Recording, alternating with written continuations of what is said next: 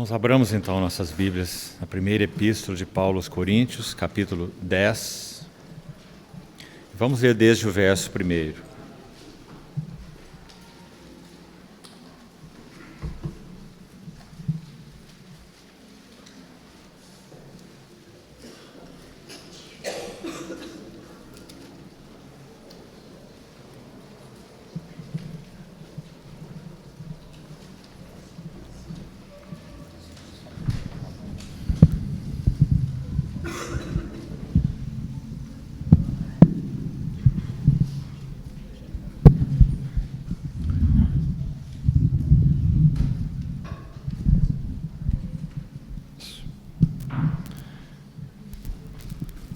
Primeiro aos Coríntios, capítulo 10.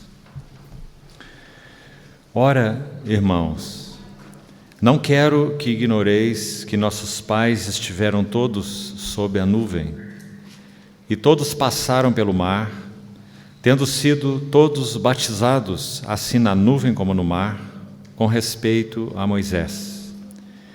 Todos eles comeram de um só manjar espiritual, e beberam da mesma fonte espiritual, porque bebiam de uma pedra espiritual que os seguia, e a pedra era Cristo.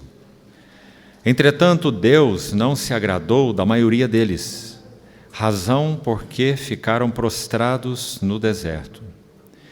Ora, estas coisas se tornaram exemplos para nós, a fim de que não cobicemos as coisas más como eles cobiçaram.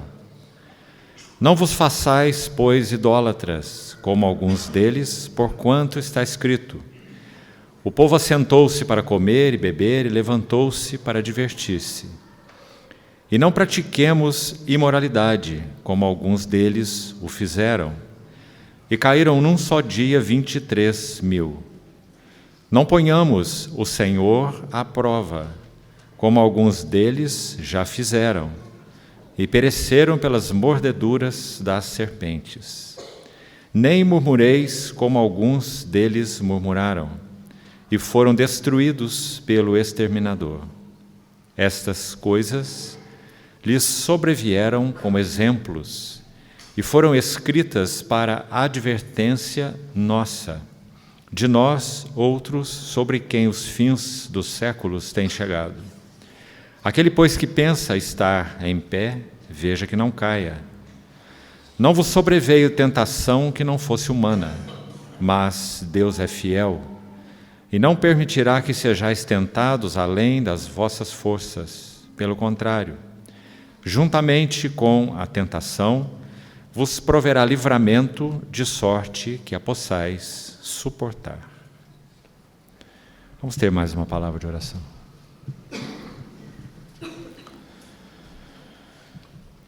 Querido Pai Celestial, confiamos mais uma vez a Tua palavra lida nas Tuas mãos.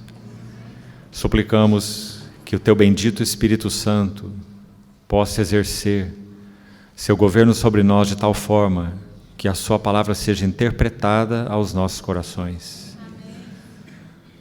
O Senhor conhece nosso desejo e os nossos corações nesse tempo. Tu sabes que tudo o que desejamos é ver algo mais do significado de Cristo, da Igreja e da nossa jornada contigo. Por isso, abre os nossos olhos, Senhor. Concede-nos espírito de sabedoria, de revelação, para que sejamos conduzidos de glória em glória. Assim, dispomos nossas vidas nas Tuas santas mãos. Administra, graciosa e soberanamente, esse tempo de comunhão, nós te pedimos. Em nome do Senhor Jesus. Amém. Irmãos, vamos dar então um passo mais, hoje, nesse rico texto de 1 Coríntios 10. Vamos recordar um pouco rapidamente o que nós dissemos ontem. Quando nosso Senhor Jesus foi levado ao deserto, tudo aquilo que estava no interior dele como homem, que era Jesus de Nazaré, pleno Deus, mas pleno homem, ele teria que viver absolutamente como homem, para que nós tivéssemos um Redentor. Se a vida do Senhor não fosse não apenas humana plenamente, com espírito humano, alma humana e corpo humano, como já falamos, mas se Ele não vivesse plenamente como homem, nós não teríamos Salvador algum. Não teríamos um representante homem diante de Deus. A nossa situação com Deus, digamos, a dívida do homem caído, em relação à justiça, à santidade e à glória de Deus, não seriam respondidas, porque Jesus não seria um representante adequado do homem. Porque, digamos que apesar de ter espírito humano, alma humana, corpo humano, não viveu, ou viveria, ou teria vivido, uma vida plenamente humana. E o que seria viver uma vida plenamente humana? Significa que nenhum dos seus recursos divinos, considerando Deus que era, poderia ser usado a favor de si próprio. Então, como estudamos ontem, desde o primeiro movimento do diabo em direção a ele, o Filho de Deus, foi para que exatamente isto acontecesse. Também já frisamos ontem. Se tu és o Filho de Deus, então ordena que essas pedras se transformem em pães e supra a tua necessidade, usando os teus recursos divinos. Qual homem é capaz de transformar pedra em pão? Nenhum homem. Se o Senhor fizesse isso, Ele não estaria vivendo na sua plena humanidade. Porque Ele estaria usando os seus recursos divinos para autossuprimento. Da mesma maneira com relação à segunda tentação. Nosso Senhor é colocado naquele pináculo e é dito a Ele, atira-te daqui lá embaixo. Nenhum homem é capaz de fazer isso. Se o Senhor fizesse isso como qualquer tipo de demonstração a respeito de quem Ele era, sendo também Deus, então Ele não estaria vivendo plenamente como homem. E acompanhe a vida do Senhor pelos 4 evangelhos em todas as passagens. E você vai ver, gostaria de enfatizar isso uma vez mais, que nosso Senhor nunca usou seus recursos divinos para suprir suas próprias necessidades. Então, nós temos em Jesus de Nazaré alguém que viveu absolutamente uma vida humana. Quando chegamos ontem à terceira prova, nós vimos que, podemos assim dizer, na figura que usamos, as entranhas do nosso Senhor Jesus estavam absolutamente expostas, porque aquela perspectiva mais elevada foi colocada diante dele. Se você, em outras palavras, como vimos, se você é o Messias, se aquela profecia de Isaías se refere a você, se você é o príncipe da paz, o maravilhoso conselheiro, que veio para que o governo de Deus aumente sobre os seus ombros e a casa de Davi tenha paz, então a minha sugestão é que você já, imediatamente, ao iniciar o teu ministério, assuma essa posição reinante, assuma o governo, para que venha paz sem fim sobre a casa de Davi e, enfim, sobre os reinos do mundo. Então, o Senhor é levado àquele alto monte, todos os reinos do mundo e a glória deles são expostas a Ele de alguma forma, talvez em uma visão, provavelmente. Então, aquela proposta é feita. Tudo isto eu te darei, com a única condição de prostrado me adorares. Então, nosso Senhor, falando a terceira vez com o seu inimigo, o arqui-inimigo, ele menciona o livro precioso de Deuteronômio, e então diz, retira-te, Satanás, por isso dissemos que essa é a última tentação, não a segunda, como no registro de Lucas, que não é cronológico. Então ele diz, arreda-te, retira-te, ou para trás de mim, Satanás. Somente ao Senhor teu Deus adorarás. E só a Ele darás culto, que a palavra especificamente aí significa servirás.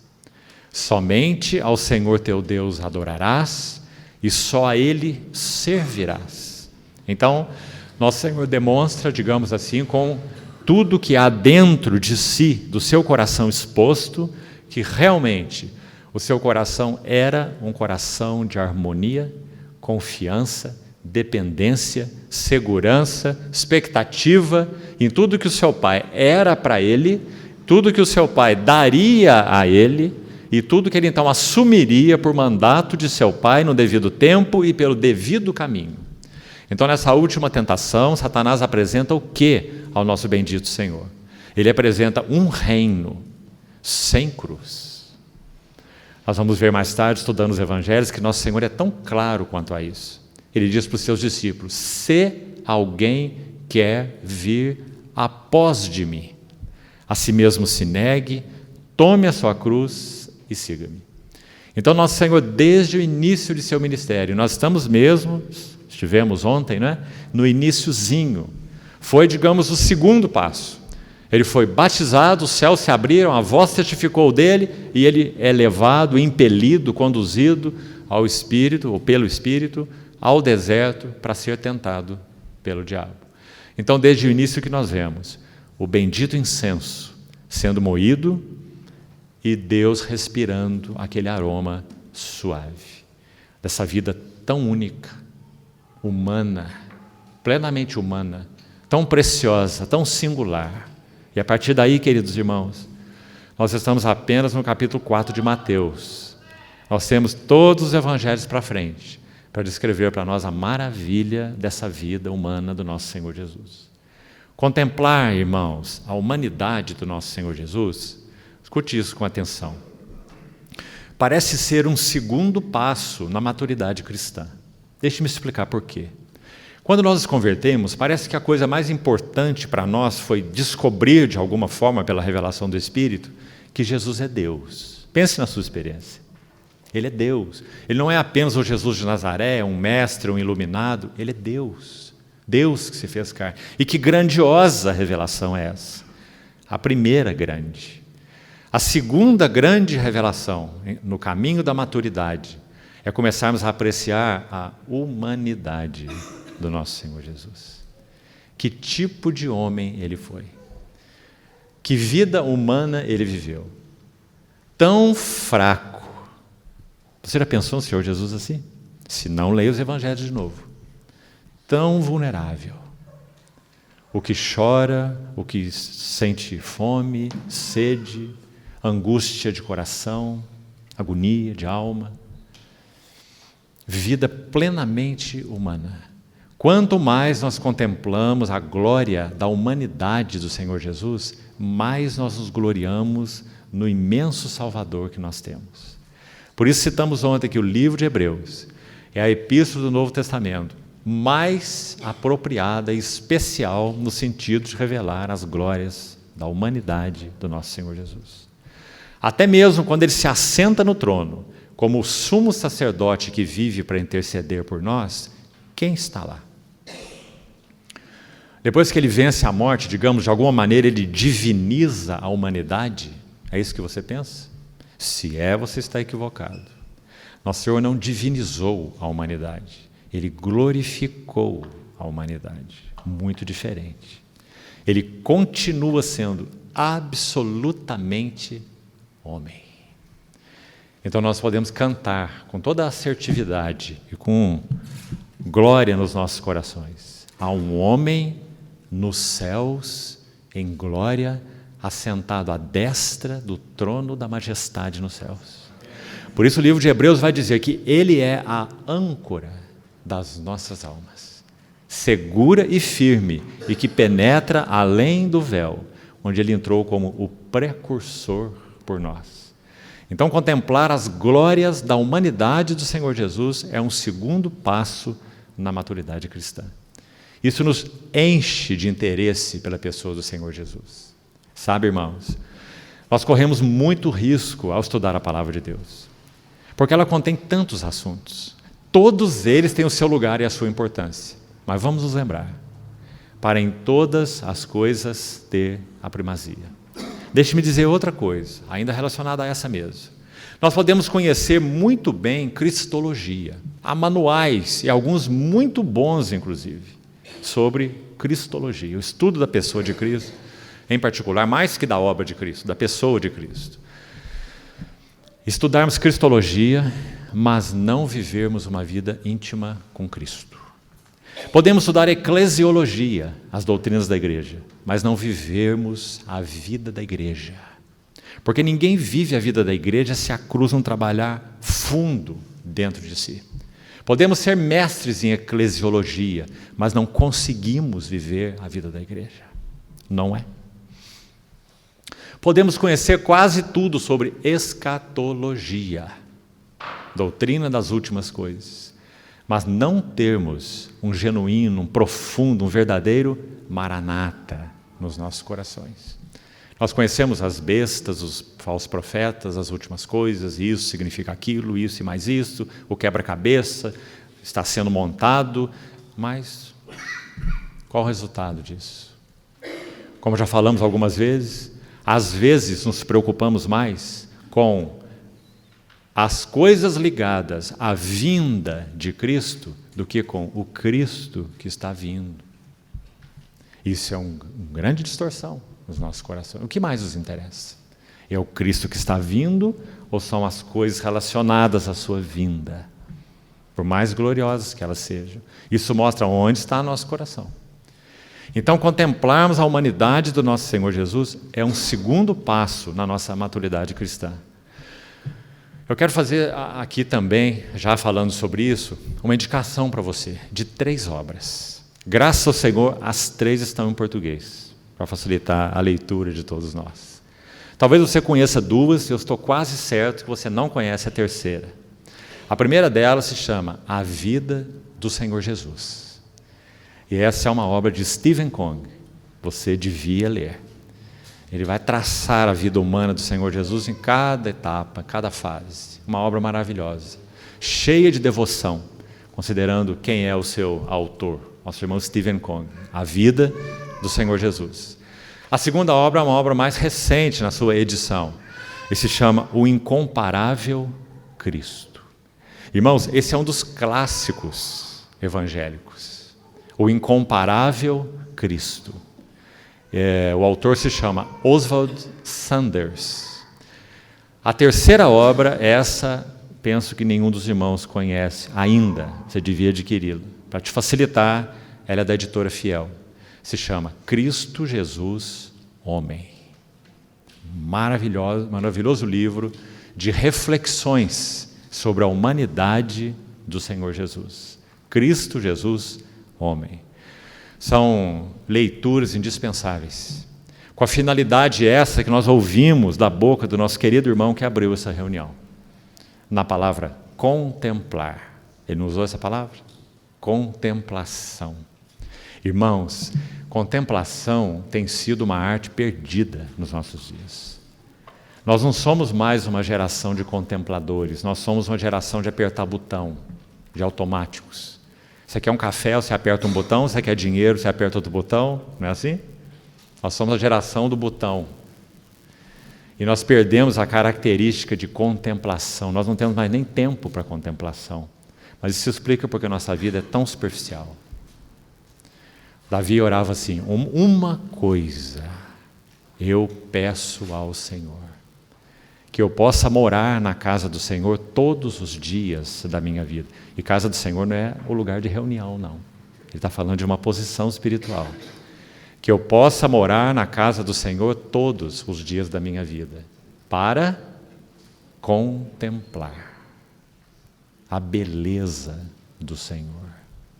E, segunda palavra, meditar. Nós também já não sabemos mais o que é isso, de modo geral, como igreja. Contemplar, meditar no seu santo tempo. Nós sabemos o que é estudar, mas não sabemos o que é contemplar, meditar. Então, aí estão 3 obras que vão te levar a dobrar seus joelhos e derramar lágrimas diante do Senhor. Meditando, contemplando a glória da humanidade do Verbo de Deus, nosso Senhor.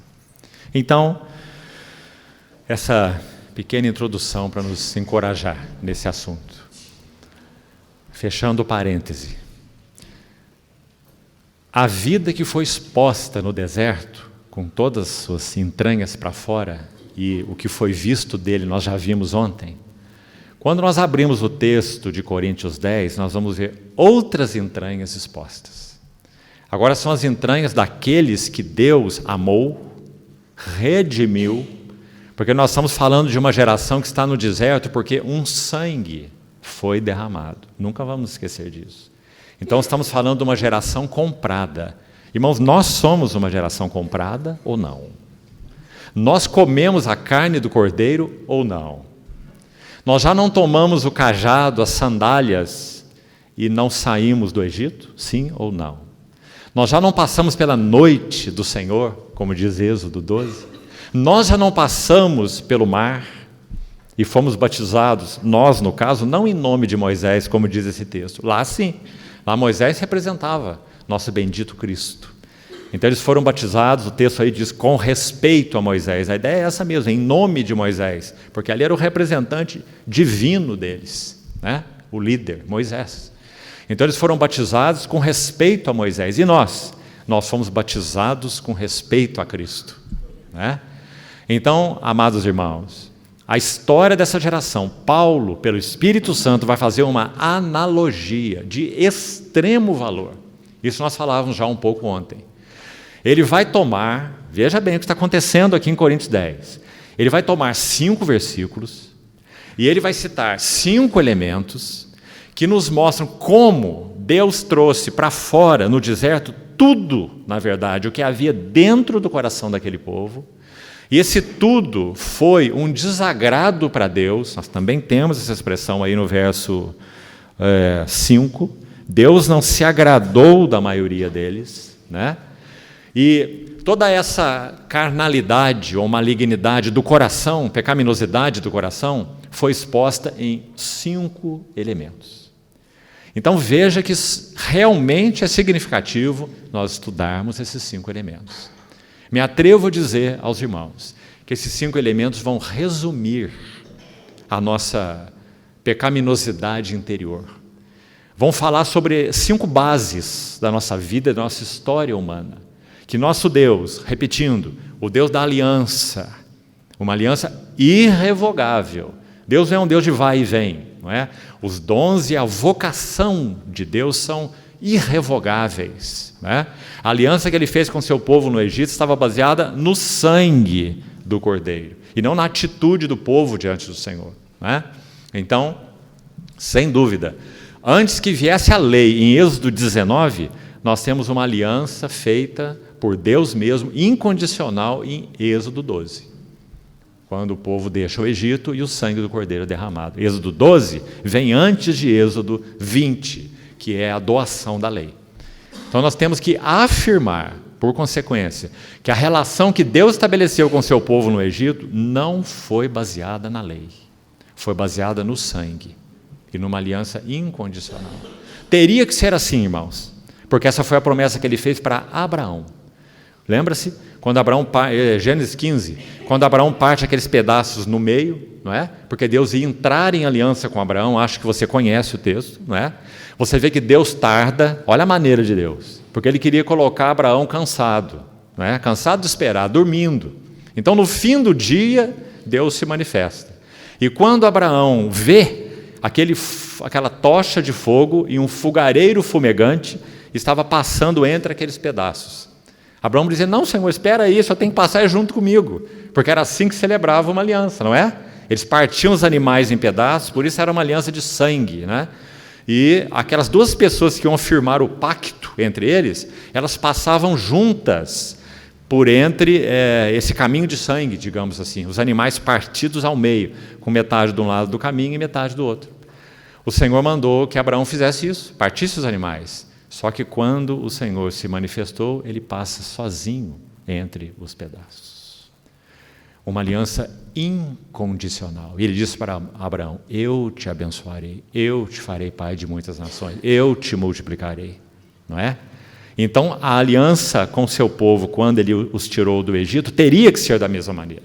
Porque ele fez essa promessa para Abraão. Não é? Então, quando nós vamos a Coríntios 10, o que nós vemos? O povo da aliança sendo levado ao deserto e agora a figura que usamos. O Senhor vai abrir esse animal ao meio. vai retirar o couro, vai colocar as entranhas para fora. Você vai ler isso que eu estou te dizendo em Levítico capítulo 8, por exemplo. Quando Arão vai oferecer aqueles sacrifícios e o ofício sacerdotal vai ser instaurado, Arão vai ser ungido, seus filhos, para oficiarem como sacerdotes, isso é Levítico 8. Você vai ver que quando o carneiro do holocausto vai ser oferecido, essa é a ordenação. Mate o animal, esfolhe o animal, abra ao meio, tire o fígado, as entranhas e lave com água. E depois queime tudo, porque era um holocausto ao Senhor. O que significa esse lavar com água? Não é estranho. Não é estranho tirar entranhas, lavar com água e queimar. Se vai queimar, para que lavar? Não vai comer? Não é? Então você vê que interessante a tipologia bíblica. Porque esse lavar com água na Bíblia sempre aponta para uma operação de Deus através da palavra. Sempre. Então Paulo vai usar essa linguagem em Efésios 5. Já citamos ontem, só para nos relembrar. Cristo amou a igreja e fez com ela essa aliança incondicional baseada no seu sangue. Se entregou por ela, Efésios 5, 25. Para que a santificasse, fez uma aliança incondicional para santificá-la, tendo-a purificado por meio da lavagem de água pela palavra. Que maravilha, irmãos. E qual é o propósito disso tudo? Por que nós vamos estudar esse texto, olhar esses 5 elementos, permitir que o Espírito Santo exponha também nossas entranhas na presença do Senhor? Para quê? Para apresentar a si mesmo igreja gloriosa. Esse é o propósito. Não é ridicularizar, não é envergonhar, não é zombar de nós. Sem mácula, nem ruga, nem coisa semelhante, porém santa e sem defeito. Esse é o propósito do Senhor. Então guardemos isso nos nossos corações, para não abordarmos esse texto de uma outra maneira equivocada. Nós não estamos sendo aqui expostos para ridicularização. Nós estamos sendo expostos para sermos lavados. Agora, precisamos ainda de 2 coisas rápidas antes de entrarmos no texto. Iniciaremos hoje e talvez terminaremos amanhã, não vamos ter tempo para os 5 elementos hoje, é muito assunto. Mas, por favor, vá olhando aí para a sua Bíblia.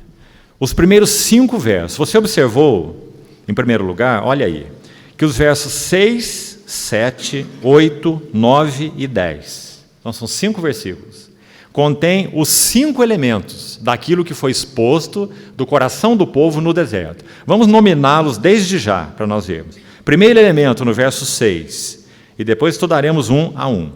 Cobiça. Mas precisamos ver cobiça de quê? Cobiça em que sentido? Então precisamos ir ao texto original, de onde o apóstolo Paulo, pelo Espírito Santo, extrai esse exemplo. Quais foram as coisas más que eles cobiçaram? Porque se nós olharmos apenas aqui, essas coisas ali se tornaram exemplo para nós, a fim de que não cobicemos coisas más, como eles cobiçaram. Nós quase não estamos aprendendo lição nenhuma, lendo só isso, não é? Porque é muito geral. O que significa não cobiçar as coisas más? Quais coisas más? E de que forma eles cobiçaram? Qual o significado disso? Então, Paulo está usando um pano de fundo muito claro do Velho Testamento. E nós precisamos ir lá. É depois o que faremos em seguida. Então, a primeira coisa exposta, número 1, cobiça, concupiscência. 7, versículo 7. A segunda coisa, idolatria. Que interessante, né? Imediatamente nós somos tentados a dizer, não, idolatria, eu fui idólatra no passado, eu me converti, não tem nada a ver mais com idolatria. Né? Então vamos ver em que sentido e de onde Paulo tirou esse texto. E o que isso fala para nós, por que ele exortou os coríntios com relação à idolatria. Número 3, está no verso 8, o terceiro elemento, imoralidade. Esse então podíamos pensar da mesma maneira. Eu fui imoral, eu era um promíscuo, um fornicário, seja lá o que for, eu me converti. Não há mais nada de imoralidade no meu coração. Né? Então esse é o terceiro elemento, imoralidade. Paulo chega a dizer assim para Timóteo, fugir da impureza. Fugir da impureza. Um imperativo, né? Ou foge. Verso 9, nós temos o quarto elemento. Não ponhamos o Senhor à prova. Quarto elemento, provar a Deus. E número 10, versículo 10, quinto elemento, não murmureis, como alguns deles murmuraram. Então essas 5 coisas expõem, vamos ver, o coração do homem lá no seu mais profundo. Iremos então aos textos daqui a pouco, um a um. Mas vamos lá fazer uma introdução dos 5 primeiros versículos, será muito rápido, e uma introdução dos últimos 3 versículos, o 11, 12 e 13, para reforçarmos o significado dessa passagem tão linda e tão solene e tão aplicada. Os primeiros 5 versículos, ontem já falamos alguma coisa, gostaria que você refocasse isso. Verso 3, manjar espiritual. Todos eles, quem são eles? O povo que saiu do Egito, que foi batizado, assim na nuvem como no mar, com respeito a Moisés. Verso 2, né? Todos eles comeram de um só manjar espiritual. Aqui está se referindo ao maná. Ou melhor, já que falamos, o maná é um manjar natural, material, era o que Deus queria fazer com eles, dando maná. Ontem já explicamos bem isso, não é? O propósito de Deus. Porque o princípio, irmãos, está claro aqui, vou enunciar para os irmãos qual é o princípio. Princípios espirituais são muito importantes, porque eles não têm exceção. Não é como regra, é princípio. Ele sempre opera. E o princípio é o seguinte: Deus sempre tratou com seus servos e seu povo de forma ou focado em princípios e realidades espirituais. Mesmo que, em determinados momentos, ele tenha, ou para fazer isso, ele usou de métodos naturais. Aliás, ele continua fazendo isso nas nossas vidas até hoje, que estamos em uma dispensação que é absolutamente espiritual. Não é? A dispensação da graça, absolutamente espiritual, ou a dispensação do Espírito, é nessa que nós estamos. E ele continua usando as coisas naturais e até materiais para continuar tratando os nossos corações. Então, que diferença há nesse sentido entre nós e o povo da velha aliança? Nenhuma. E por que não há nenhuma diferença? Porque Deus sempre trata os seus servos e o seu povo focado em princípios espirituais e realidades espirituais, é claro. Porque Deus é espírito, importa que seus adoradores o adorem em espírito e em realidade. Está claro isso? Então, não há diferença nesse sentido, no trato com eles e no trato conosco. Então, veja, manjar espiritual, versículo 4, fonte espiritual, que interessante. Ele está se referindo à rocha fendida e à água da rocha, uma fonte literal, chamada aqui de fonte espiritual. E beberam de uma pedra espiritual que os seguia. E para que não haja nenhuma dúvida, ele diz, desculpe, e a pedra era Cristo. Não diz a pedra era figura de Cristo, diz a pedra era Cristo. Muito interessante. Significa que tudo aquilo que era elemento natural e material, o que o Senhor queria revelar ao seu povo, o que Ele queria ensinar ao seu povo, eram princípios e realidades definitivamente espirituais, não naturais. Então, ontem também falamos, por que trocar a dieta egípcia para uma dieta de maná? É apenas mudança de dieta, né? O Senhor iria levando o povo a se abster das dietas dos egípcios, muita coisa que estava dentro do coração desse povo iria extravasar. E nós vimos como se extravasou. A primeira coisa foi, queremos carne, não é? E era carne literal também. Mas isso expôs o que no coração do povo? É o primeiro dos 5 elementos que nós citamos. Cobiça. Vamos estudá-lo daqui a pouco. Então guarde isso primeiramente. A segunda coisa está nos versos 5 e também no 11. Veja então que são num pequeno texto, 2 repetições do mesmo fato importante. Qual é? Ou melhor, verso 6 diz assim: estas coisas se tornaram exemplos para quem? Para nós. Exemplos para nós. Verso 11: estas coisas lhe sobrevieram como exemplos, está vendo? Reforçando o que ele já tinha dito, por causa da importância, então, né? E foram escritas para advertência nossa. Gostaria de dizer para os irmãos que a palavra advertência na Bíblia é mais forte que a palavra exortação. A advertência traz a ideia, me permito usar uma figura, de você tomar alguém pelo pescoço, literalmente, como que sacudindo e dizendo: acorda e veja o caminho que você está andando. E qual será o resultado dele.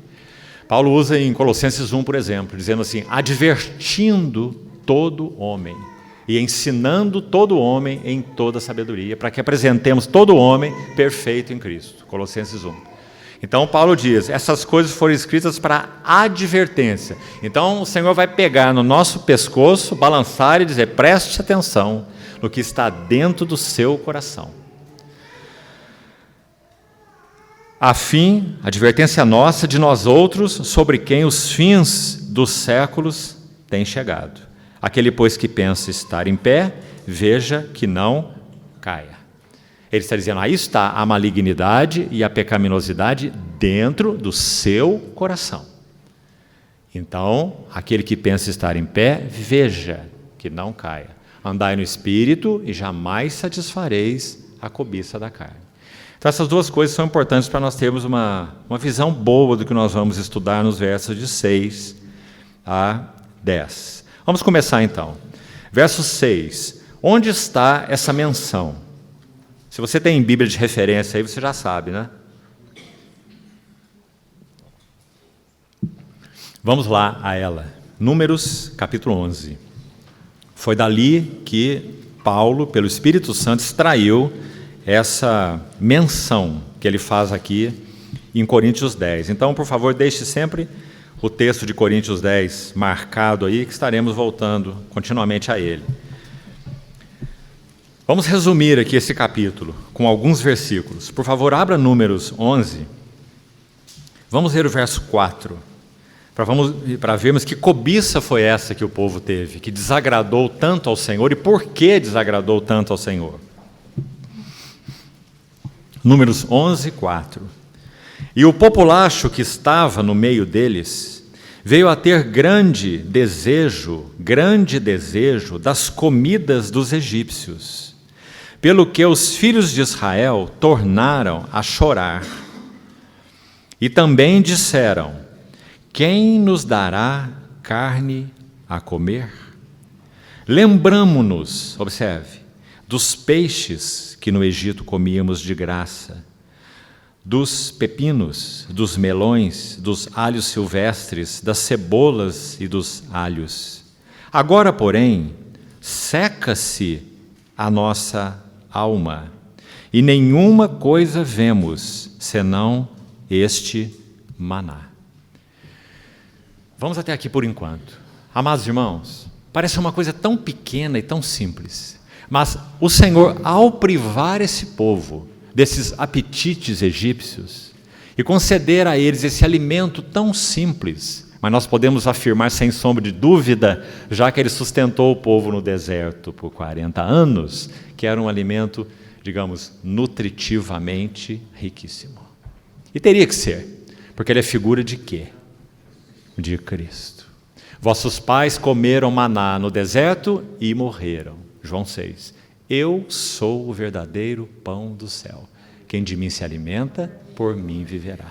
É uma figura dele. Então teria que ser riquíssimo, no sentido nutritivo, digamos. Mas era muito simples. Nos atrevemos a dizer que não era uma coisa muito saborosa, porque eles estão falando de coisas mais aí marcantes em termos de apetite, saborosas, digamos assim, o peixe, o alho, a cebola e tudo que já falamos. Então esse maná devia ser algo muito simples em termos de sabor, não é? Mas muito rico em termos de nutrição.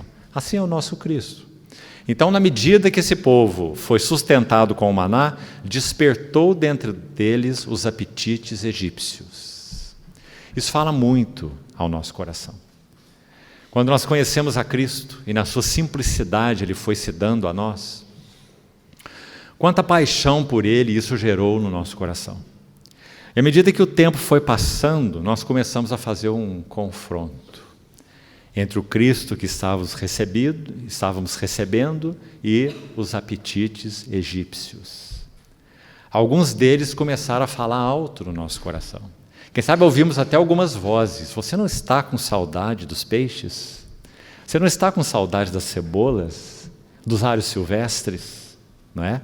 Então, a simplicidade do maná fez com que os apetites egípcios se manifestassem. Agora, vamos seguir um pouquinho mais no texto, para você ver algo especial aqui. Verso 10, vamos avançar um pouco. Números 11, verso 10. Então Moisés, você pode imaginar essa cena no seu... Monte, por favor, essa cena, essa imagem aí na sua mente, para você pensar nisso. 600 mil homens, aproximadamente, tinha esse povo. Se contar mulheres e crianças, a estimativa dos estudiosos é em torno de 2 milhões e 500 mil pessoas. 600 mil homens. Então, vamos ver o que eles estão fazendo. Então Moisés ouviu chorar o povo por famílias, cada um à porta da sua tenda. Quase não conseguimos acreditar nisso se não tivesse escrito na Bíblia, não é verdade? Que história que é essa, irmãos? Esses homens chorando na porta da tenda porque eles querem comer a comida que eles comiam antes, não é? Acho que isso fala tanto ao nosso coração. Verso 11. Disse Moisés ao Senhor, olha o que acontece com Moisés. Por que fizeste mal a teu servo, ele, né? E por que não achei favor aos teus olhos, visto que puseste sobre mim a carga de todo esse povo? Sabe o que está acontecendo? Moisés está exasperado com essa cena.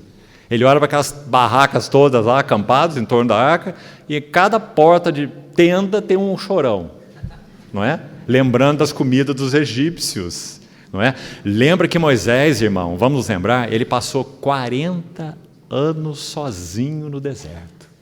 Sabe por que é importante lembrar isso?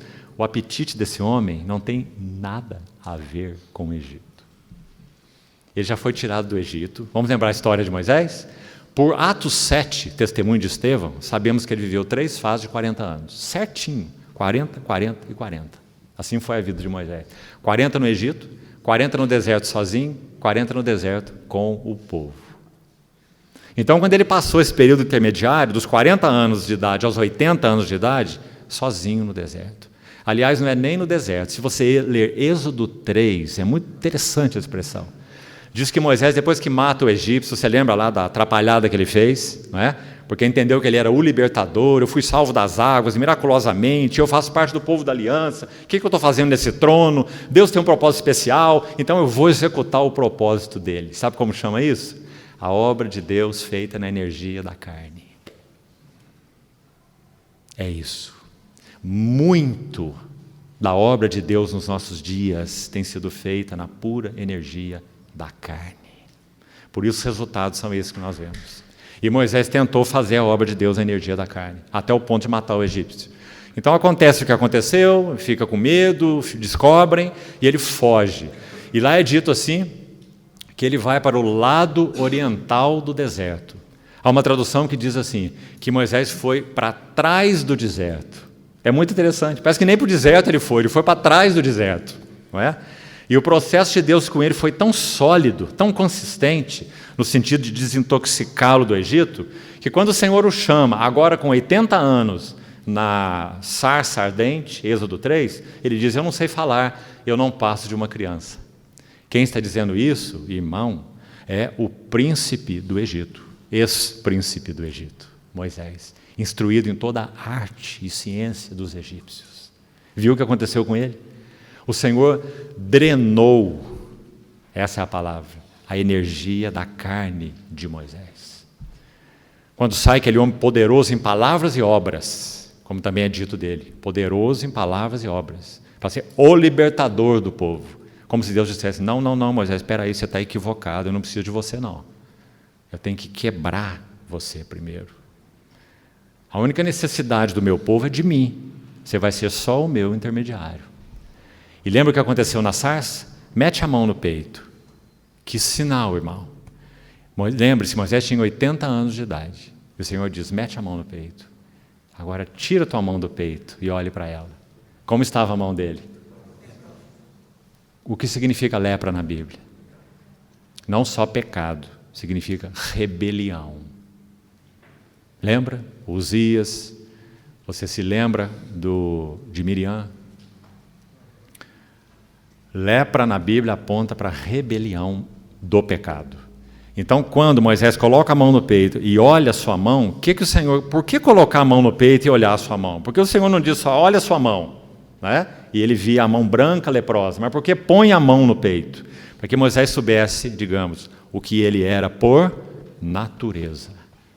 Como o Senhor dizendo, colocando o coração de Moisés na mão dele, na frente deles. Agora, olha para você, Moisés, você é leproso.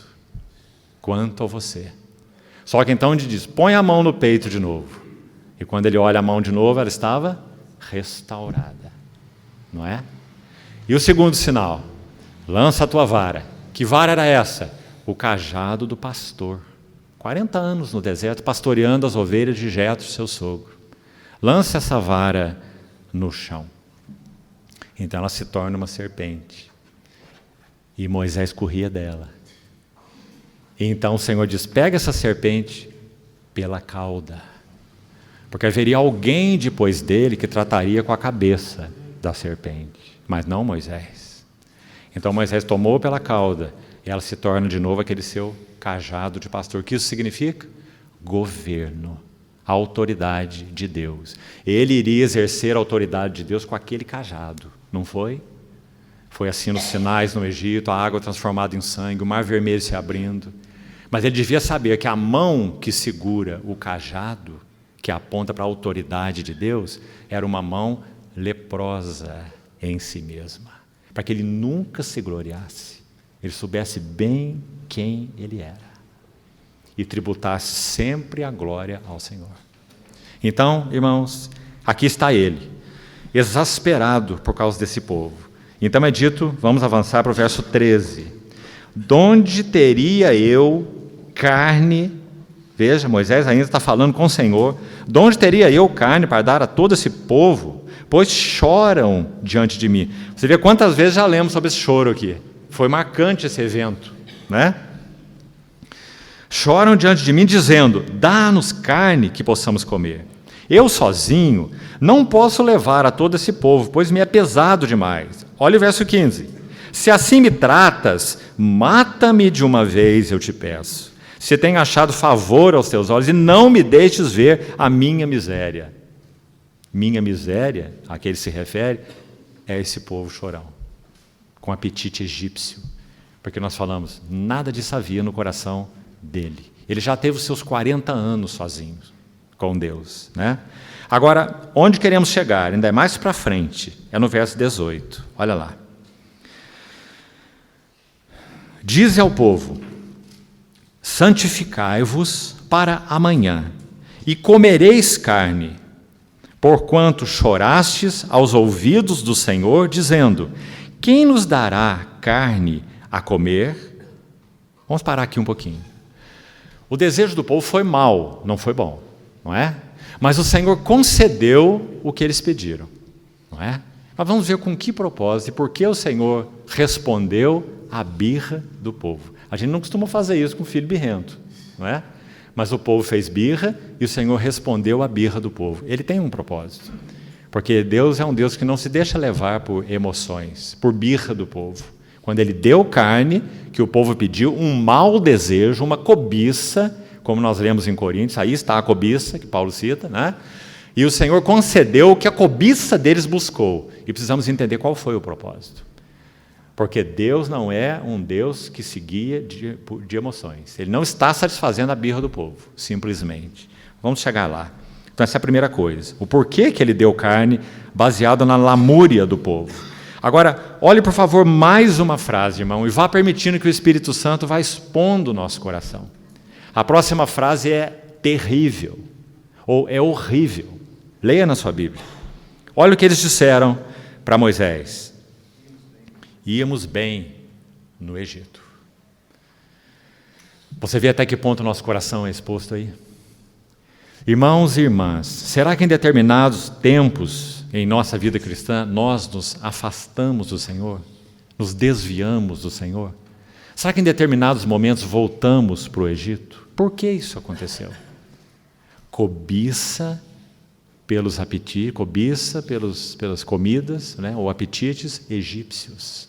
Íamos bem no Egito, mas íamos bem em que sentido? Sabe o que significa Egito no hebraico? Aflição, Não é interessante? Aflição é a palavra hebraica para Egito.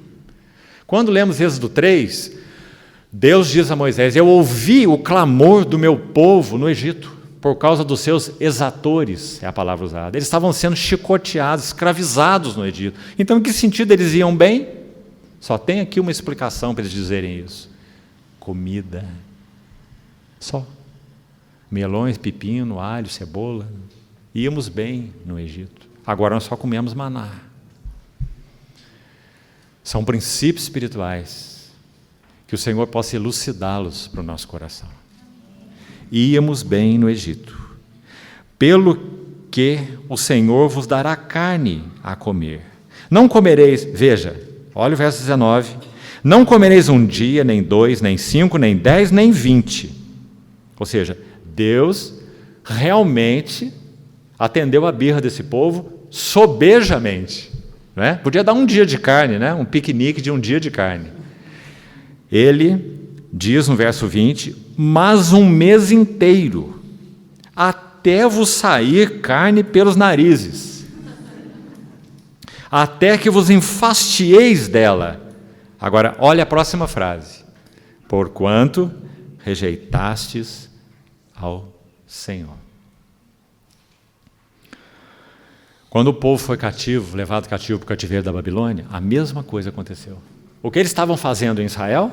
Levantando ídolos em todos os outeiros, árvores frondosas e montes. Ídolos, ídolos, ídolos e ídolos. Então o que o Senhor fez? É ídolos que vocês querem.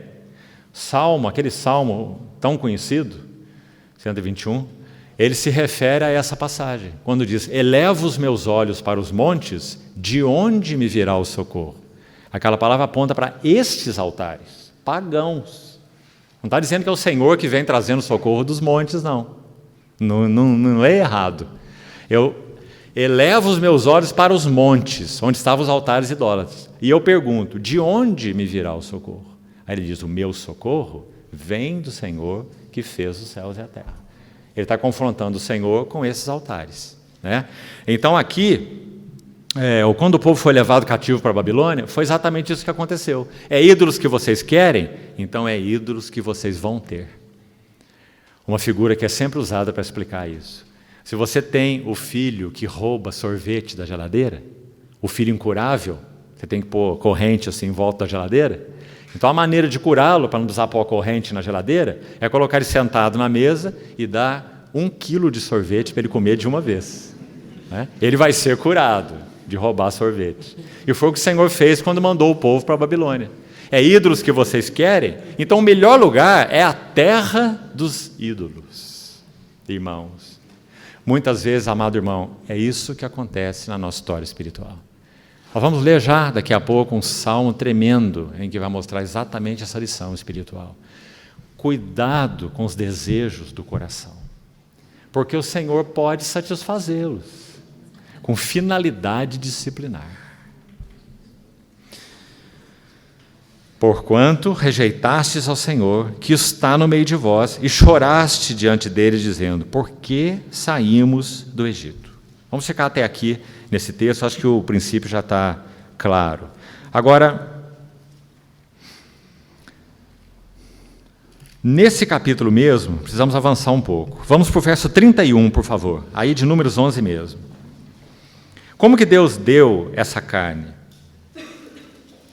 Então soprou um vento do Senhor e trouxe codornizes do mar e os espalhou pelo arraial, quase caminho de um dia ao seu redor, cerca de 2 côvados sobre a terra. Isso dá em torno de 90 centímetros. É claro, eram 2.500.000 pessoas, mais ou menos. Então eles tiveram 90 centímetros de codornizes mortas, de altura, por um espaço de quase caminho de um dia. Que dá mais ou menos, isso aqui, biblicamente falando, isso dá uma jornada de um dia, mais ou menos 1,5 km. Então você tem 1,5 km por 90 centímetros de altura de codornizes. Não é?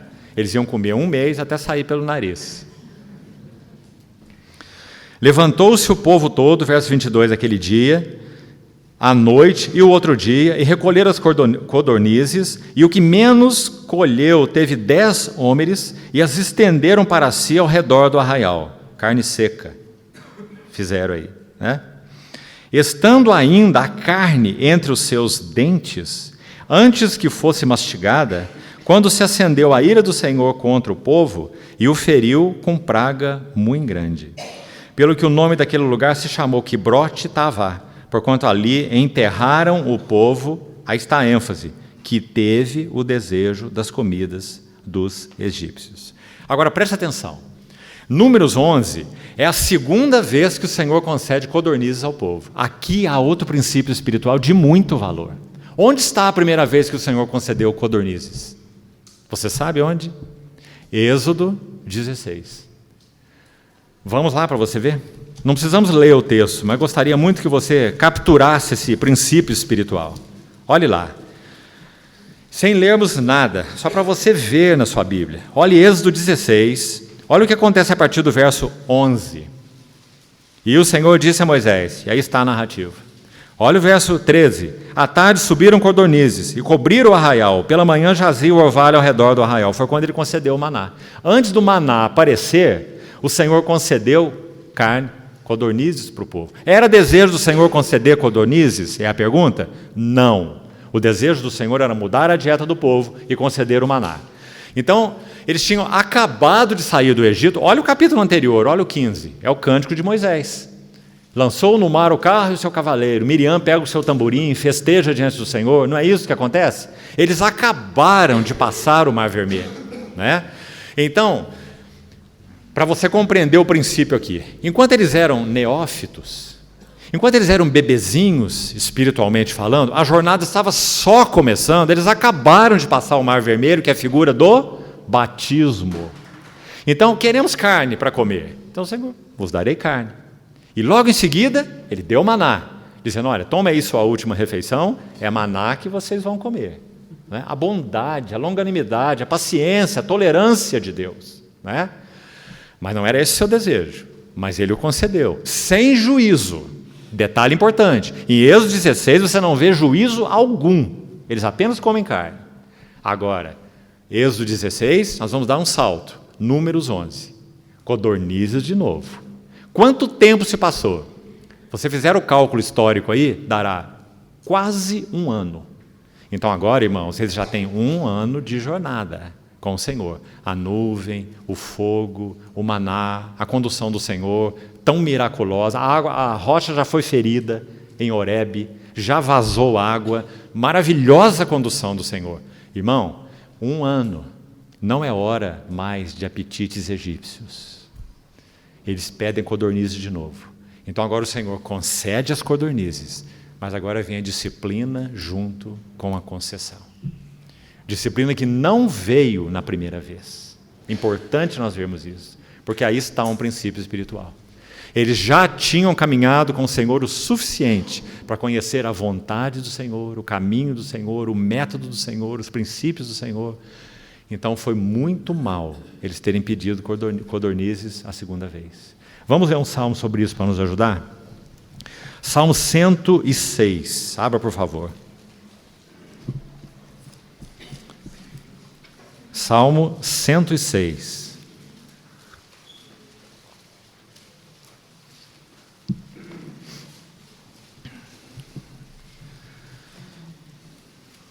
Vamos ler do verso 13. 106, verso 13. Cedo, porém, se esqueceram das suas obras, e não lhe aguardaram, escute aí, não lhe aguardaram os desígnios. Entregaram-se à cobiça. O que nós vemos em Coríntios? Não cobicemos as coisas más como eles cobiçaram. E se refere então à passagem de Números 11, né? Entregaram-se à cobiça no deserto e tentaram a Deus, ou provaram a Deus na solidão. Esse verso 15 enuncia o princípio, de muito valor para nós. Não se esqueça, irmão. Concedeu-lhes o que pediram, mas fez definhar-lhes a alma. Esse é o princípio. Então, quanto discernimento nós precisamos ter aos pés do Senhor para pedirmos algo ao Senhor. Por isso, como lembramos, Davi disse: uma coisa eu peço ao Senhor e a buscarei.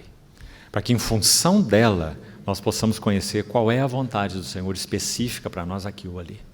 Cuidado com o que pedimos, porque o Senhor pode conceder de modo disciplinar. Então aí está um texto importante. Vamos para outro, para compreendermos mais um pouco desse princípio. Outro salmo. Veja o Salmo 78. Salmo 78. Mais um salmo, um lindo salmo, é um salmo de Asaf, sobre a condução de Deus ao seu povo, sobre o seu povo, em diversas ocasiões, particularmente no deserto. O verso 19, só para constar aqui, o verso 19 diz: falaram contra Deus dizendo: pode acaso Deus preparar-nos uma mesa no deserto? Lindo versículo, não é? Porque foi isso mesmo que o Senhor fez. Qual era a mesa deles no deserto? Codornizes ou maná? Maná, a mesa de Deus no deserto. Pode Ele preparar-nos? Sim, foi o que Ele fez. Mas quanto a essa geração, vamos lá para o versículo 5, para termos um pouquinho do contexto. Salmo 78, 5. Ele, Deus, estabeleceu um testemunho em Jacó, instituiu uma lei para Israel, ordenou a nossos pais que os transmitisse a seus filhos, a fim de que a nova geração os conhecesse, filhos que ainda hão de nascer, se levantassem e, por sua vez, os referissem aos seus descendentes, para que pusessem em Deus a sua confiança e não se esquecessem dos feitos de Deus. Foi o que o povo fez rapidamente, né? Mas lhe observassem os mandamentos, veja, e que não fossem, como seus pais, geração obstinada e rebelde. Esse é o povo do deserto. E o que é dito sobre eles aqui no verso 8 ainda é mais interessante. No final do verso 8, diz: geração de coração inconstante. Uma outra tradução diz assim: geração que não regeu o seu coração. Geração que não regeu o seu coração. Entregaram-se aos apetites egípcios. E, finalmente, cujo espírito não foi fiel a Deus.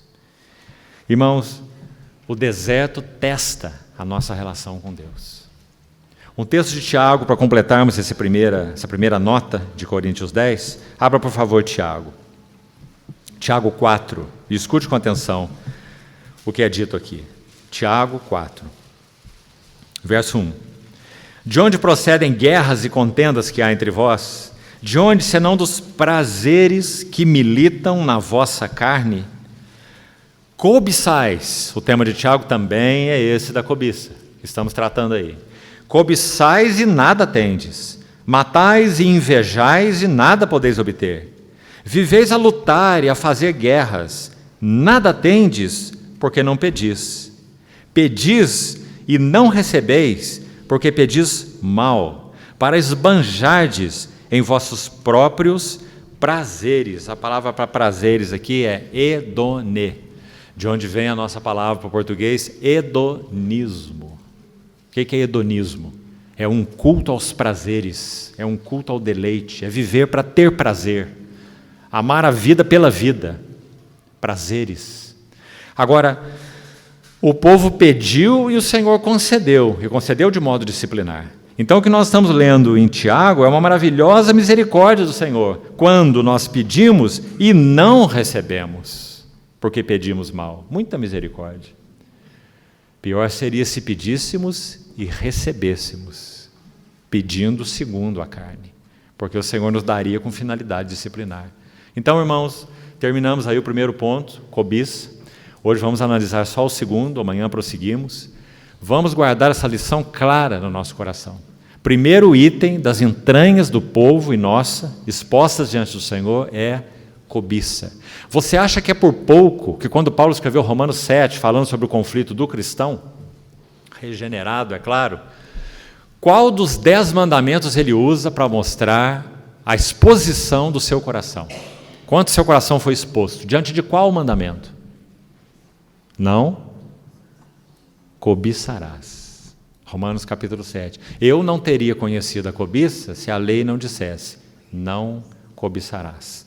Então esse mandamento que me fora para a vida, eu constatei que me serviu, não é? Ou que funcionou em mim como morte. Por causa do mandamento? Não, porque a lei é santa, justa, boa e espiritual. Tudo isso ele diz sobre a lei, 4 coisas. Mas eu sou carnal e vendido à escravidão do pecado. Então não tem solução para nós. Nós só vamos poder viver uma vida carnal como cristãos. Miserável homem que eu sou, quem me livrará do corpo dessa morte? Qual é a resposta? Qual é a solução? Graças a Deus por Jesus Cristo, o nosso Senhor. O último versículo de Romanos 7. E no primeiro do capítulo 8. Nenhuma condenação há para os que estão em Cristo Jesus, que não andam segundo a carne, mas segundo o Espírito. Então, graças ao Senhor, não somos constrangidos a viver segundo a carne. Então, amados irmãos, o Senhor continuará usando circunstâncias, pessoas, para expor cobiças do nosso coração. E se essas entranhas não forem lavadas com água, nós viveremos vidas cristãs carnais. Não cobicemos coisas más como eles cobiçaram. Esse é o seu primeiro elemento. Vamos voltar para Coríntios e examinar o segundo, deixamos os outros para amanhã. O segundo elemento também é profundamente perscrutador, e é o elemento da idolatria. Vamos ler de novo o verso 7. Não vos façais, pois, idólatras como alguns deles, porquanto está escrito, o povo assentou-se para comer e beber e levantou-se para divertir-se. Você está vendo que só lendo esse versículo nós não temos quase que compreensão sobre por que isso é tão danoso, ou tão maligno, ou tão desagradável ao Senhor. Há alguma coisa errada em comer? Não. Alguma coisa errada em beber? Também não. Há alguma coisa errada em levantar-se para divertir-se? Também não. Paulo chega a dizer, escrevendo para Timóteo assim, que o nosso bom e generoso Deus é quem tudo nos concede para o nosso aprazimento. A ideia ali é as boas coisas da vida. Ele nos concede comer, Ele nos concede beber. Você já pensou que Deus criou nossa língua com papila gustativa? Você já pensou nisso? Nós podíamos ser igual o maritaca, não é? Que come grão e não sente gosto de nada. Não é? Por que a nossa língua tem papila gustativa? Porque o Senhor está nos dando o prazer de comer. Por que Ele está nos dando prazer de comer? Para isso ser bom para a nossa natureza humana? Não, irmãos. Ele está nos dando um antigozo do que nós experimentaremos quando nós estivermos na presença dEle. Aí nós saberemos o que é sabores. Aí nós sabemos o que são odores, né? Ou olores, melhor, perfumes. Aí nós saberemos de verdade o que isso significa. Mas como nós fomos criados à imagem e semelhança dEle, Ele nos deu esse privilégio de comermos aquela coisa, aquela outra coisa, nos deliciarmos, antigozo ou antipasto. As coisas mais gostosas que podemos comer nessa vida são só um antipasto do que nós vamos comer naquele dia, quando Ele tiver preparado uma mesa para nós. Lucas 12. E cingir-se, nos preparar lugar à mesa, e aproximando-se nos servirá, nosso Senhor. É isso que nos aguarda, né? Então, querido irmão, não há nada errado nisso em si mesmo. Mas por que aqui desagradou tanto o Senhor? Qual passagem Paulo se refere? Então, de novo, se você tem Bíblia de referência aí, e nem precisava, porque a Bíblia de referência, as referências são feitas por pessoas que estudaram, não são inspiradas, né? Então nós temos que saber exatamente a que isso está referindo. Então nós vamos ver essa expressão, esse trecho que Paulo retirou aqui do livro de Êxodo, no capítulo 32. Então vamos lá, e tirar algumas lições para nós, e concluímos por hoje. Êxodo 32. Que capítulo é esse, não é? Conhecido por nós porque nós temos aqui o bezerro de ouro. O que está acontecendo aqui? Por que isso descontentou tanto o Senhor?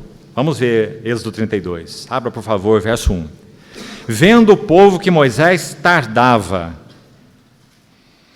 em descer do monte, acercou-se de Arão e lhe disse: levanta-te, faze-nos deuses que vão adiante de nós, pois quanto a este Moisés, o homem que nos tirou da terra do Egito, não sabemos o que lhe terá sucedido. Primeira coisa importante aqui. Não havia no coração desse povo, por isso esse bezerro foi levantado, idolatria. Por que idolatria? Porque não havia no coração desse povo nem dependência do Senhor, nem expectativa ou espera no Senhor. Esse Moisés não sabemos o que aconteceu. Então, nossa atitude, queremos uma direção visível, palpável, um governo literal, visível. Então, esse Moisés não sabemos o que aconteceu com ele. Levantemos deuses que nos conduzam por essa jornada, né? Então, o que esse povo está buscando no seu coração? Uma direção visível e palpável. Amados irmãos, esse é outro princípio espiritual, de imensa aplicação. Vamos pensar na vida da igreja. Como nós buscamos direção do Senhor para a vida da Assembleia? Como nós buscamos direção do Senhor para o estudo da palavra? Nós somos pragmáticos? Como nós buscamos direção do Senhor para o louvor? Se você quiser ver a moda que funciona por aí, você vai ter muitos exemplos, né? Do que funciona, entre aspas, e do que não funciona. Nós adoramos baseado em quê? A forma como nós tocamos instrumentos, os cânticos que cantamos, foram importados? Tem realidade espiritual para nós? Buscar condução visível e palpável é sempre uma tentação nos nossos corações. Sempre, em todas as áreas. Quando nós temos algo a decidir, algo a resolver em nossas vidas, como nós buscamos direção? Visível e palpável? Ou nós já conhecemos o lugar aos pés do Senhor? Como nós interpretamos portas que se abrem? Portas que se abrem não são, para nós cristãos, oportunidades. Portas que se abrem são testes.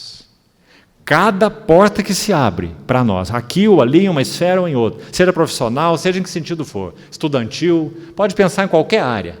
Portas que se abrem não são oportunidades. Portas que se abrem são testes. Nós temos que ir com elas aos pés do Senhor e perguntar a Ele: Senhor, é tua porta? É para eu entrar por ela? Usa as tuas maneiras de falar o meu coração. Isso é o que o Senhor quer ouvir de nós, porque Ele tem muitas maneiras de falar o nosso coração. Confirmação de outros irmãos. Mas quando nós achamos que uma porta é do Senhor, nós ficamos quietinhos, porque o outro irmão pode jogar água fria no nosso plano. Não é? Não é assim, irmãos? Isso, qual o nome para isso? Idolatria. Nós buscamos uma direção tangível e palpável. Portas são testes. Temos que levar aos pés do Senhor e perguntar. Agora, quando que nós levamos ao Senhor e perguntamos? Só tem um motivo e uma causa. Onde está o nosso coração? Se nós perguntamos para Ele: Senhor, é tua porta? O que está por trás disso é o seguinte: Senhor, não me interessa porta alguma. Eu só quero entrar onde o Senhor estiver. Deixe-me citar para os irmãos mais um princípio. Hoje nós estamos falando de muitos princípios. Espero que você esteja anotando todos eles, para ponderar aos pés do Senhor, porque são princípios espirituais. Isaías 52:12, na mesma linha do que estamos compartilhando. Escute isso. Nosso Senhor está falando pela boca de Isaías assim: vós não saireis apressadamente, e nem vos ireis fugindo. E agora o princípio anunciado é assim: mas o Senhor irá diante de vós, e o Deus de Israel será a vossa retaguarda. Então vamos pensar? Ir adiante é vanguarda, certo? Estar atrás é retaguarda. Agora a questão é, na nossa vida cristã, familiar, vida da igreja, obra do Senhor, se nós não tivermos convicção de que o Senhor está na vanguarda, preste atenção, então Ele não estará na retaguarda. Esse é o princípio, irmão. Você percebe a seriedade dele? Então, quando nós empreendemos algo, se o Senhor não é vanguarda, esqueça Ele não será retaguarda. Sabe por quê? Deus não pode ser domesticado por nós. Compreende? Ele não pode ser carregado por nós onde nós queremos que ele vá. Ele tem os seus caminhos. E a responsabilidade do sábio, segundo Eclesiastes 8, o sábio conhece o tempo e o modo, porque para todas as coisas debaixo do céu há tempo e modo. Isso significa, seja sábio, busque conhecer qual é o caminho do Senhor e, conhecendo o caminho do Senhor, busque conhecer o tempo e o modo. Porque se ele não for vanguarda, você está sozinho naquilo que você empreende. Então aí está o princípio. Vamos colocá-lo da mesma forma, a mesma coisa. O Senhor só se compromete a ser nossa retaguarda se Ele for a nossa vanguarda. Irmãos, se aplica em todas as áreas. Vamos pensar de alguns de nós, por exemplo, que servem o Senhor em outros lugares. Vamos imaginar, não é? Inclusive é a minha própria experiência. Nós deixamos coisas para trás. Uma assembleia, uma família, esposa, muitas vezes, filhos, não é? Qual é a segurança que nós temos de que teremos uma retaguarda? Se Ele for a vanguarda. O mesmo Senhor que se compromete na vanguarda é o que se compromete na retaguarda. Mas, irmãos, olha a história desse povo. O Senhor não é nem vanguarda e nem retaguarda. Eles querem uma direção visível e palpável. Faze-nos deuses que nos levem, verso 32, que vão adiante de nós.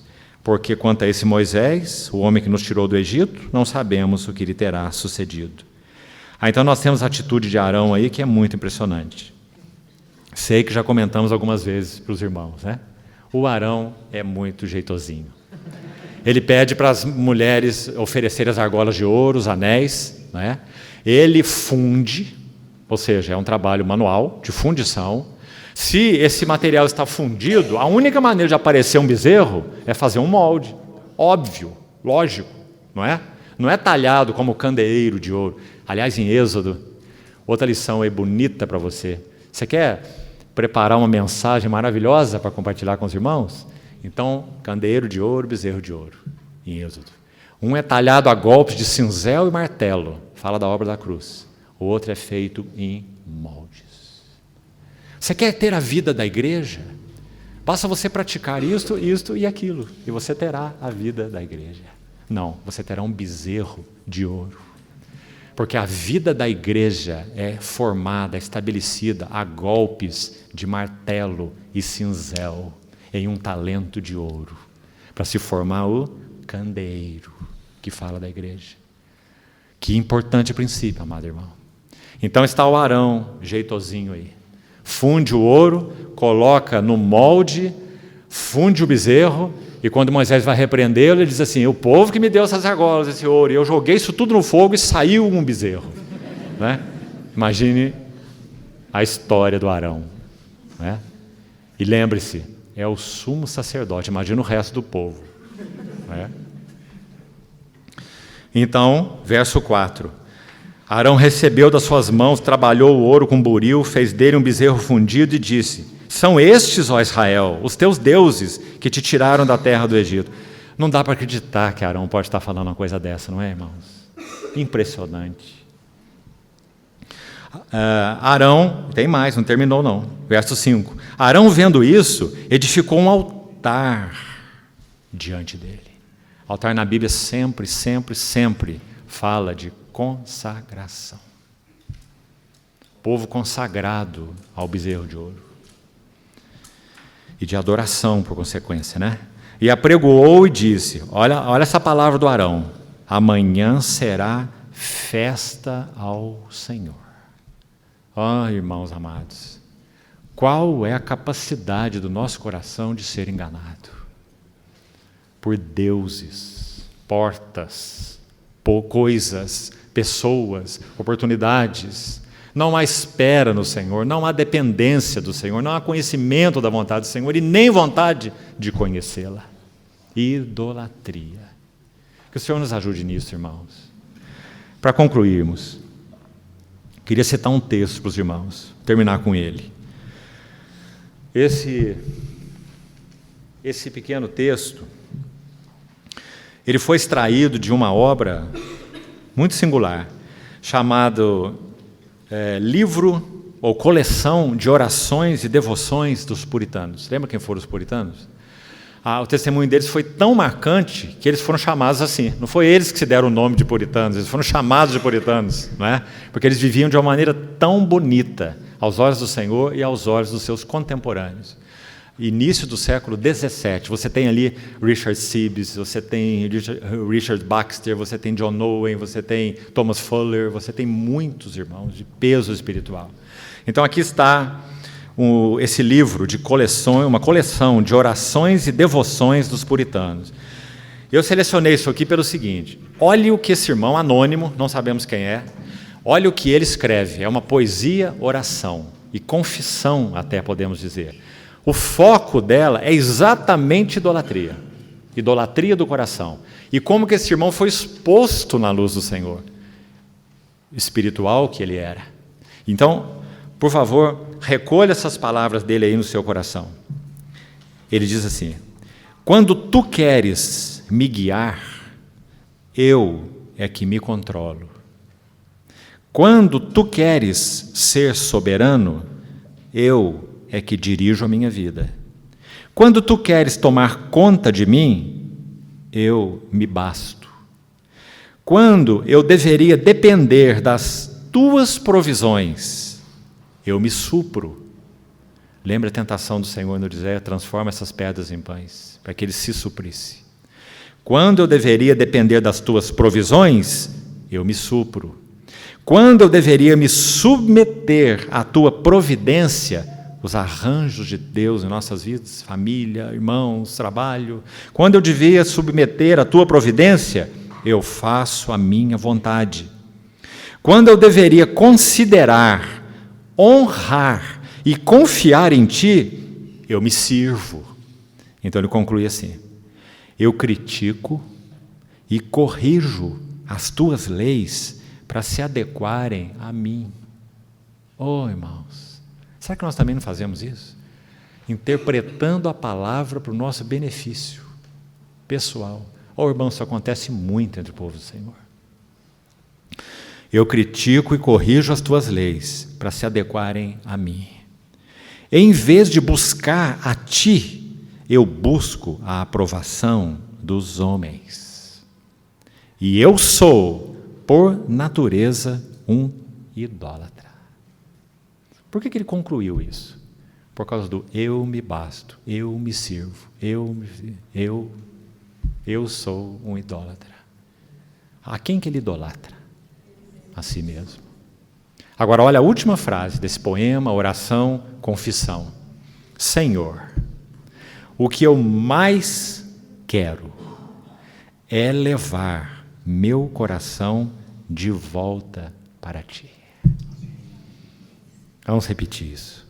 Senhor, o que eu mais quero é levar meu coração de volta para ti. Porque sou, por natureza, um idólatra. Então, queridos irmãos, não foi por um motivo qualquer que Paulo seleciona esse texto, o bezerro de ouro. Não há espera, não há dependência, não há governo do Senhor, não há expectativa, não há busca da sua vontade, não há nada. Não há vanguarda de Deus, não há retaguarda de Deus. Então ele toma esse texto, lembra que Moisés viveu 1500 anos antes de Paulo. Paulo faz um transporte de 1500 anos. Escreve para a igreja e diz: não vos façais idólatras. E aí nós não seguimos o texto de Êxodo 12 por causa do nosso tempo. Se eu não me engano, 2 ou 3 versículos além do que lemos aí, você vai encontrar a expressão que ele colocou em Coríntios. E o povo levantou-se para comer, ou o povo assentou-se para comer e beber, e levantou-se para divertir-se. Está aí em Êxodo 32. Porque foi dessa passagem que Paulo quis extrair a lição de idolatria, com esses princípios que nós compartilhamos. Então, irmãos, não vamos amenizar as coisas. Isso é idolatria.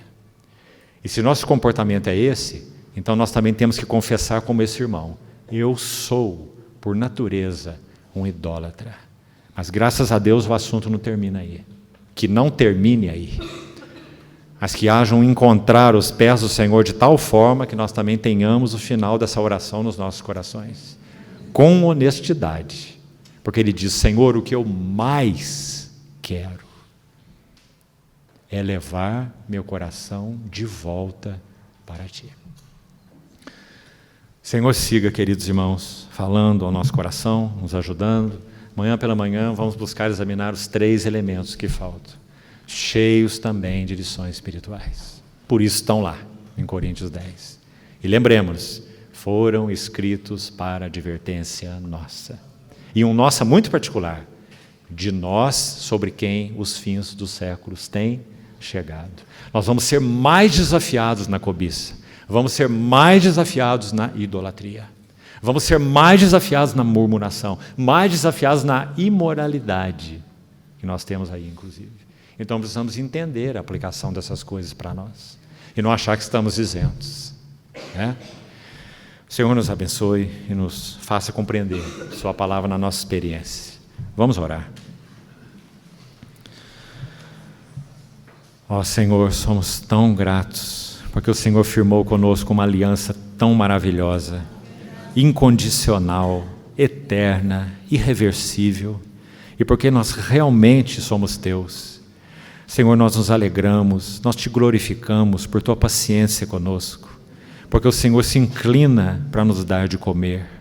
Agradecemos Teu maná que o Senhor nos tem dado, e Te pedimos, Senhor, sim, que o Senhor desintoxique nosso apetite das comidas dos egípcios, que o Senhor cure nossas cobiças, que o Senhor cure a nossa idolatria, que nós realmente saibamos o que é confiar em Ti, depender de Ti, esperar em Ti, receber Tuas provisões. Ajuda-nos, Senhor, para que não sejamos aqueles que se bastam, aqueles que se suprem, que se proveem, que se governam. Ó Senhor, estende Tua mão de misericórdia sobre nós e não se deixe levar pelos nossos trejeitos. Pedimos ao Senhor que siga nos disciplinando, porque nós somos Teus filhos amados. Muito obrigado por Tua paciência, Tua longanimidade, mas Senhor, há um senso de urgência nos nossos corações, de que nossas vidas pessoais e sobretudo Tua igreja não permaneça menina, criança imatura. Queremos avançar para a maturidade, Senhor, de glória em glória. Queremos que mais do Teu Filho realmente seja visto em nossas vidas. Por isso, Senhor, Te pedimos, segue Teu trabalho de amor em nós. Lava nossas entranhas com água, porque queremos ser para Ti uma noiva do Teu prazer, igreja gloriosa, sem mácula, nem ruga, santa e sem defeito. Obrigado, Senhor, muito obrigado pelo Teu amor por nós, Teu cuidado, Tua generosidade, Tua compaixão, Tua intercessão. Bendito seja Teu nome.